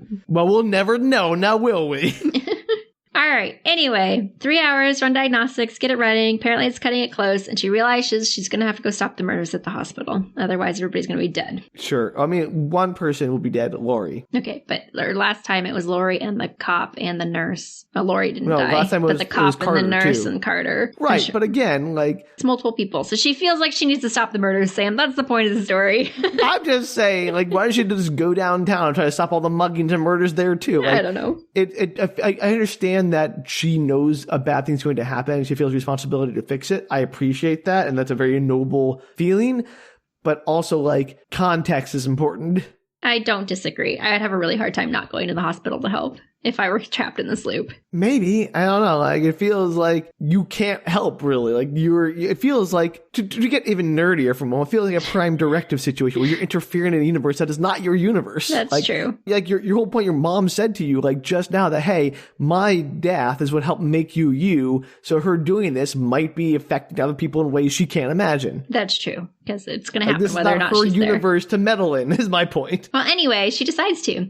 She ends up back at the hospital. She catches the cop off guard in the bathroom and at gunpoint, pulls his gun from him and tells him to go get help. The lights are now on in the halls, which is a change of pace. I appreciate that. That's nice.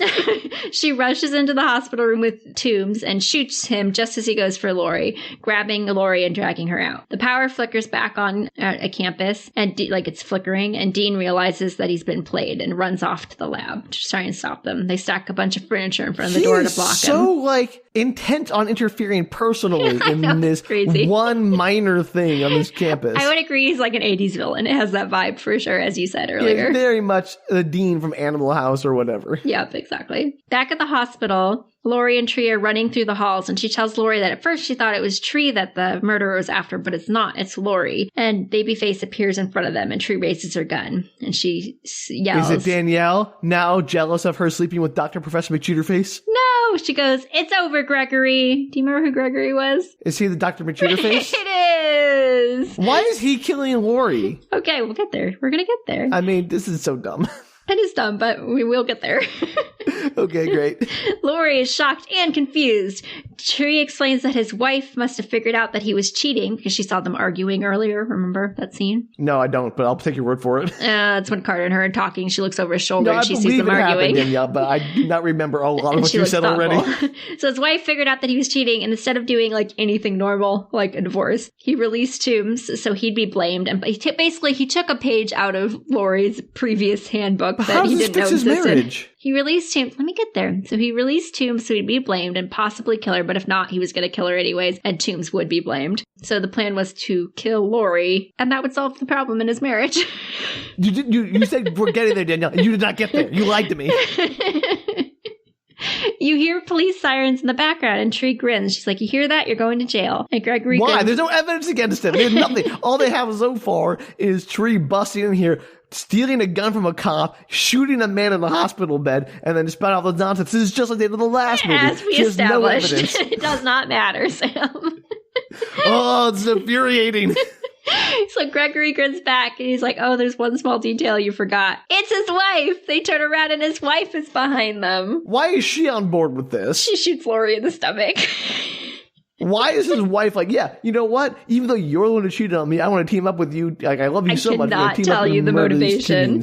Cannot tell you the motivation. And I'm so mad. The wife is like, you really think I was going to let her ruin my life? So apparently being married to this dude is like more important than murder.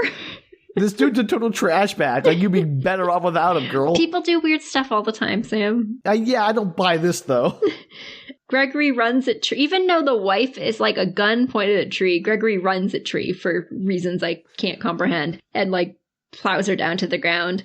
And she yells at him to kill her. Like, the wife is like, kill her!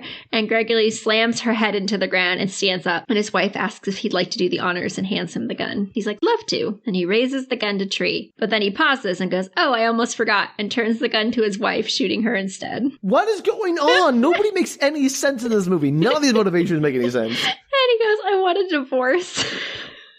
You could just had a divorce. Wild. What is with this? Wild. This is nonsense. Don't you want the backstory of like these two, this couple? Like, what is going on with this couple? Yeah, because like there's very insane situations that would lead to this particular outcome. There's nothing here that makes sense. He then raises the gun again to Tree, and the cop finally reappears, yells at him down the hall to, release the gun, and Tree runs for it. What do you think is going to happen here with the cops pulling up? Like, how is this not going to end with him? Like, he was fine up until the moment his wife shot Lori. Like, he was still like, I don't know what Tree is talking about. This crazy woman busts into my hospital, murders one of my patients, and then threatens me with a gun. Officer, please arrest her. Are there's like security cameras anywhere in this hospital is what I really want to know. But, like, none of them show, like, I assume if there were, Dr. McCheaterface would have known that and avoided them. Like, there's no evidence tying him to Toombs or any other problems. Yeah, as far as I know, that is absolutely true. But now there is. So, like, another situation where inaction would have solved all the problems. That's like every story that we recap, Sam. Kind of. To make their own problems worse. So Tree runs for it as the cop distracts him, and she runs into a room with what looks suspiciously like an MRI, and they get into a fight, him throwing her through a window. How's MRI suspicious? It just looks like suspiciously looks like an MRI. It looks like an MRI machine. I'm assuming that's what it is. But why that's suspicious? It's not suspicious. You mean that the movie makes a big, obvious pan across it? Like you'll see, Sam. You'll see in just a moment. Okay, I'm just telling you that it's not clear if it's an MRI, but it looks like an MRI. All right. It's not like they walk into the room and go, oh, it's an MRI machine. So she's pretty beat up. She's on the ground. She's like climbing through the grass, and he approaches her, and she pulls a screwdriver out from her pocket. And but the magnet of the MRI turns on and pulls it out of her hand. And he laughs, and the camera zooms in on the no magnet sign on the MRI, and she shouts at him to wait. She has something to tell him. She's like, wait, hang on. And he's like, why is he waiting? Don't listen to her. Yeah, he gets all confused, and he pauses just long enough for her to slam the button on, that big giant red button that turns on the MRI, and a wheelchair bounds across the floor, pitting him to the machine. And then she points the screwdriver at him and lets go, and it flies across the room, plunging into his heart. Okay. She turns off the machine and collapses against the wall. Excellent. So she did not save Lori, did not save the wife, and murdered Gregory. Good job coming to the hospital. That really helped things out. Outside The police and medical teams are very busy, and Lori's going into emergency surgery. I think she's going to be fine, though. Don't worry about it, Sam. Okay. So why, again, never mind. Move on. I'm going to be mad about this for a while. Carter's there. I don't know, for funsies. I guess he showed up because he was concerned. And even though she had told him to stay away. And he just couldn't help himself. So she tells him that she hopes he knows that she's only going back for one reason. And he reaches out to kiss her as the team with the... I hope it's not him. That's dumb. Anyway, he reaches out to kiss her, and you could cut scene to the group that's working with the machine. It is like slow motion defense of the door as the dean breaks through, and the countdown finalizes. And why does it have a countdown? Just go to 0. Because it's funny. And the machine explodes in colors and blues as Carter and Tree kiss, and they glow gold. I despise the fact that I'm going back to my universe for a boy. I think she's going back to the universe to, like, live the life she's supposed to have and to embrace her future, which just happens to be, representative of Carter. I'm just saying, like, she literally said, the only one reason I'm going back. I think she's being a little facetious. But yes, he does represent the future for her, or the other realm for her. Agreed. I would say it's not, I get I understand the metaphor. I'm just saying the way it's delivered is not palatable to me. I would agree. So, a whirring noise happens, and the lights come back on in the lab. Everybody is wiped out on the floor, and they slowly get up. Tree and Carter are lying next to each other, and as she gets up, she looks over at him, and she's like, Danielle? And he says, who? And she jumps on him, hugging him. Cut to the credits. Why is Carter there at the hospital with her in this universe? They're not. They're back they're back now at the lab. Oh, back to the lab. Yeah, but you don't know that when you first see them. Like, you see them lying down, it looks like they're on the floor, and then it kind of pans out, and you see they're at the lab as they're talking. Okay, but why is she at the lab now? I assume in the alternate dimension that something similar was going on, and now that's where she ended up. There's no reason for me to think there could be any logical explanation. There's a post-credit scene. Would you like to hear it? It's terrible. I mean, I'm sure it's going to explain everything, Danielle, yes? So they're doing community service outside of the school when black cars drive up and agents appear asking them to come with. Oh, no. They're escorted to DARPA? I don't know what that stands for, I'll be honest. The Department of Arms Advanced Research Projects. That one. And they have Sissy. They wanted some help on the algorithms because they can't get it to work, and they think that what they've made is remarkable. Tree tells them she can definitely help with that. And he says if they can figure that out, then they can use a test subject and, try it out. And Carter's like, you want to trap someone in a time loop on purpose? That's horrible unless they deserve it. And Tree says... It's Toombs. Tree says, I think I know the perfect recruit, which is where I also thought it must be Toombs. Nope, turns out... Gregory. No, turns out it's Danielle. Danielle? She wakes up in her bed and she's screaming, clearly reliving the same day. I don't think Danielle's mean enough to be trapped in a time loop. Mean, maybe she cheated on Carter in the other universe, but the Danielle in this universe may be catty, but no. Maybe it'd be a good learning lesson for her, Sam. No. Everyone in this movie is awful. I know, the end is so sad. Oh, gosh. That's terrible, Danielle. The previous movie didn't make any sense, but at least it didn't try to make sense. It didn't throw a bunch of nonsense at you that overly complicated everything. This movie makes no sense, and it tries, and it makes it less sense. That's why it's so good for the podcast, Sam. So well done. Well played, Danielle. Well played.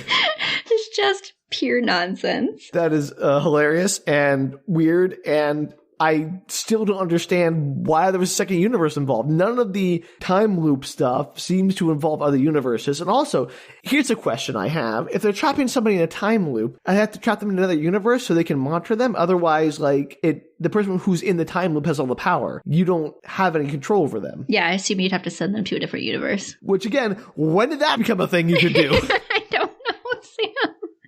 They explain a lot away with Oberman Spear. They just say, we have this magic toy from a gift shop, and that makes it work. It's giant. I mean, it's huge. It's not from a gift shop, clearly. Oh, Danielle, I'm sure there's a gift shop where you get a sphere that big. Yeah, it's 8 feet tall or 6 feet. Yeah, no, it's pretty tall. I mean, that's pretty cool. I would love one of those. You kidding me? If you put that in my home, it'd be amazing. It's very glowy. Oh, that sounds like a very fun movie, but I am angry at how little it makes sense. How much it tries. It'd be a great group watch. You should group watch it with your friends, Sam. Friends are not me. That'd be... Thanks, I guess, Danielle. Deb, you usually watch this, but I don't want to be around you when you do because you sound like a terrible person. I just meant that we're not going to group watch it together. That'd be years from now, possibly. That's fair.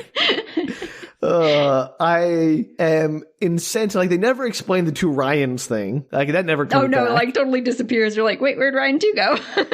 Yeah. Like, that was never a thing. And the fact that they had a doppelganger is like, oh, we have to close the loop with a doppelganger. That never becomes like, oh, okay, now there's going to be a doppelganger whenever in the universe. That's what's causing the loop is this paradox. But no, that's not what's causing the loop. It's just, oh, there was a doppelganger once, and we're not going to talk about that anymore. Yeah, I remember the first time I watched this is the second time I watched this movie. The first time I watched this movie, I was like, what the heck is going on? Why did they introduce doppelgangers and never come back to it? Also, why does every person in this universe use the same babyface killer mask? Like, I don't know. Everyone decides that's how I'm going to kill actually, people. I feel like that's the most, like, logical thing for anyone. That's okay. You know what? Comment withdrawn. Objection sustained. I think that's the one thing that would be the same between all of the realities. That's true. If you have a plethora of readily accessible babyface masks that are horrifying, yeah, you would use them for murder. That makes sense to me.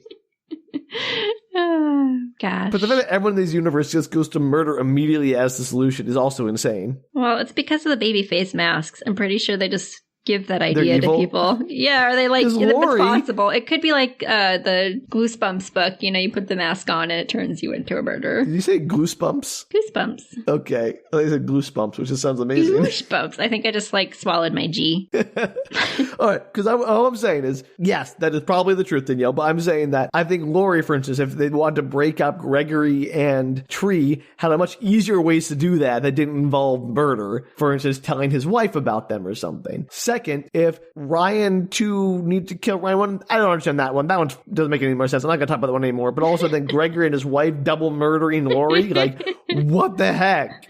I truly wish that Laurie had been a double and the other one was trying to kill everybody. That'd be hilarious. The doppelganger thing is actually a very interesting premise. Like, if you're being transplanted to other universes so you can exist in the loop, but your other version of you is also there, and they're like trying to get you out of there because they know the only way that they can resume control of their life. I know. There's a whole plot in there that would have been very cool. Yeah, instead they went with, there's only 2 universes that matter, and shut up.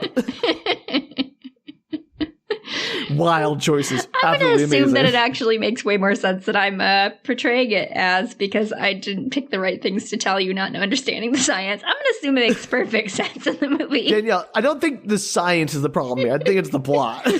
Well, maybe I didn't tell you the right plot lines. Maybe I missed stuff that made sense. Listeners, if I missed things that make this whole movie make sense, please write in. Well, I mean, Danielle, if the science starts with a proton laser, and unless they mean a laser shooting proton, like interacting with protons rather than a laser composed of protons. I don't know. Maybe you should watch the movie and look at the device. You can tell me more when you look at it. Yeah, I look at the movie prop. That's going to answer my questions about the makeup of the laser beam.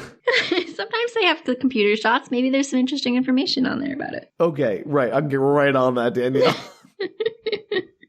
That's how I'm going to spend my afternoon. It's a good movie to spend an afternoon with. I highly recommend it. It sounds like it's a very fun movie, much like the previous one. I think I would have a lot of fun with this movie, as long as I didn't think too hard about it. Yeah, you can't think too hard about it. Exactly. Which is unfortunate for the premise of our podcast. Yes. Which is all about thinking too hard about things. That's why you bring movies that you shouldn't think too hard about. Exactly. Good job, Danielle. Well done. Thank you. And that comes as the conclusion of Spook Retorts. And even though Spook Retorts is over, we'll still be doing Hyperion next week because the horror never ends. It continues forever. I'm trapped in my own living nightmare. Well, if you want to help us fund an investigation into Tree and why she is in prison for multiple murders in multiple universes, you can send your donations to us at patreon.com/bookretorts. You can also write in at our website, bookretorts.com, or tweet, Instagram, or Facebook us at bookretorts. If you want to write to us from this universe or another one, please do so. Yeah, if you're in an alternate dimension listening to our podcast. On a loop, which is the absolute worst torture in the universe. I would be curious, though. Like, is it the same movies? Do we cover the same things? Is it reversed? Is Sam covering my movies and I'm covering his stuff? Well, there's a real twist. Am I doing Hyperion in the alternate dimension? Oh, no! Oh, no. The real horror, Danielle. You have to read Hyperion. I don't think I could handle it. Well, yeah, if that happens, please reach out. But until next time, stay out of time loops, I suppose. Yes, please do. And hopefully there will be a next time. Bye. Take care, everybody.